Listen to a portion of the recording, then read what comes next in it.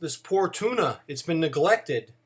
It's like a flower. You're supposed to water the flower and you give it attention. If you don't give the flower attention, it dies. This poor Seiko tuna has been so neglected, being a quartz watch of all the excuses. Anyways, we're not here to talk about flowers and how you need to water your flowers and give attention to watches. The analogy is lame, and you remind me of Dr. Smith in Lost in Space when he turned into a pea pod and he was picking little vegetables or something. He had like a wreath of vegetables around his head.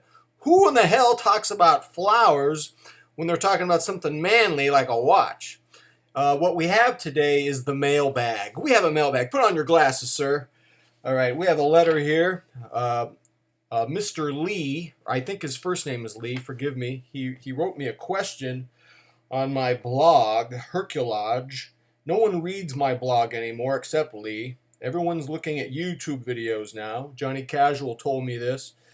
My wife told me the only people who read blogs now are housewives and grandmas when it has to do with knitting and weddings and things. So I guess no one is interested in my blog anymore. But Lee has put a comment on my blog, Herculage, and he wants me to address this. He says, is it better not to stay at lower levels, price levels, of automatic and quartz watches in order to enjoy the variety rather than lust? God, he used the word lust. Lust over high-end Swiss watches like the $16,000 Rolex that you mentioned in one of your videos. So he's not only reading my blog, he's looking at the complimentary YouTube videos. Okay. He says 16 grand can buy me that Rolex that you were talking about, but I can also buy a heck of a lot of Sumos, Seiko MM300s, Seiko Monsters, BFKs, Mako, Saturation Divers. I can't really say I do want a Swiss watch just for the sake of owning one. I've owned a couple of BMWs, but I always felt a bit uncomfortable whenever I drove around as other people make judgments about your character. Sir, first of all, if you drive a BMW, I guess people should make judgments about your character because the studies show that BMW drivers commit much higher rates of adultery than non-BMW drivers. There must be some sense of entitlement, some bro douche thing going on. I don't know, but I do love the look of a BMW, and if I was leasing one, I might buy. I hope it wouldn't contribute to infidelity or anything like that, but I understand your point. He goes on to say this: I'm not a guy who likes to broadcast my socioeconomic status. I respect that. So having a Seiko on my arm makes me feel less self-conscious.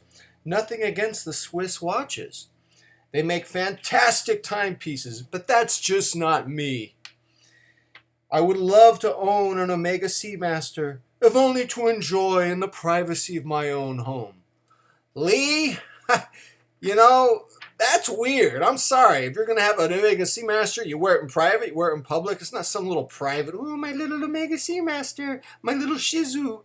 No, I don't go with that one. But that's a fascinating philosophical question you bring up because if I lived in the sticks of Montana and I was fishing and killing my own animals and eating my own protein, would I be wearing $15,000 Swiss watches? Probably not, for a variety of reasons.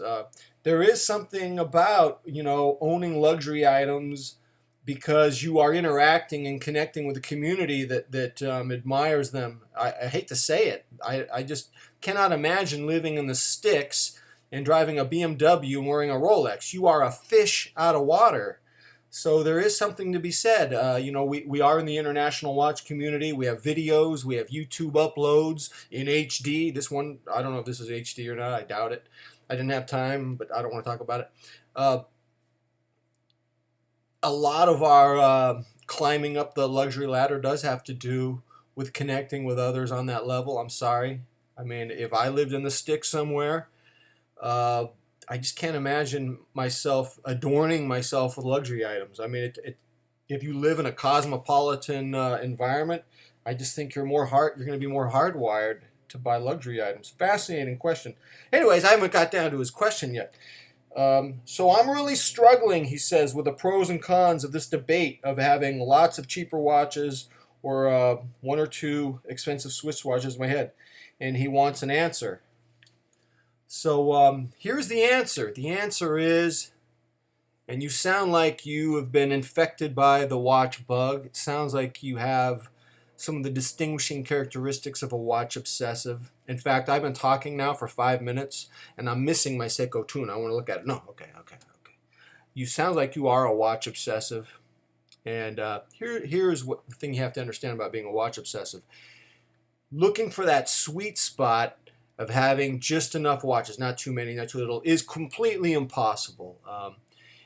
I will tell you from experience, having too many watches is debilitating.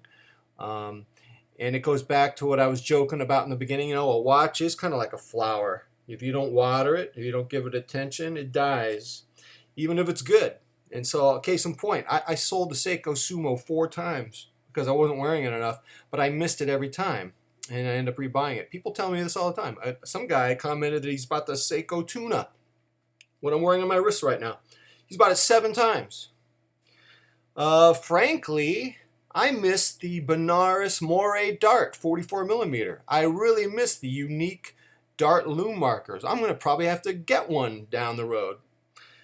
I wasn't wearing it that much when I had it, so I sold it. But, you know, you don't wear them a lot. I haven't been wearing this enough. I'm really bitter about this. This is a first world conundrum. I haven't been wearing this beauty enough. And I only have 8 watches, and it feels like I have too many. But the thing is, my watch collection, which is 8, on one hand, feels like too many. On the other hand, it feels like it's not enough. I'm kind of craving a sunburst orange dial watch. I'm craving a sunburst gray. I'm craving a sunburst silver. I'm craving an electric blue watch. There's 4 watches right there, plus the Moire Dart. That's 5 more watches. That's 13 watches. So my 8's not enough. And I guarantee if I had the 13, I'd be pulling my non-hair out, trying to figure out what to wear. There is no right answer on how many watches to own. You will be miserable. I'm going to explain why you're going to be miserable. Because you're a watch obsessive. If you're a watch obsessive, and this is what people say who work in the luxury watch industry, if you are a watch obsessive and you're getting educated about watches and you're slowly getting away from the fashion watches that you started with and going up the ladder, the word is, this is what I'm hearing, I'm not trying to brag, the word is you're of over and average intelligence. You tend to be very smart. Probably too smart for your own good, because when you're really smart, and you have a tendency to be obsessive. And when you're obsessive, you overthink. And when you overthink, nothing ever feels right. And when nothing ever feels right, you are miserable. And as a watch obsessive, you enjoy being miserable, because being miserable gives you the opportunity to tinker with your collection and do more research on other kinds of watches that will allow you to change up your collection. Your watch quest is dependent on your misery. Your misery is related to your obsessive, super smart personality. So Lee, there is no right answer. You're probably a smart guy. You're probably going to be miserable. Learn to enjoy the misery and make sure you water your watches, so to speak. Until next time, I'm going to try to go HD if I can find some time. But that was fun. I'm going to try this again soon. I'm out.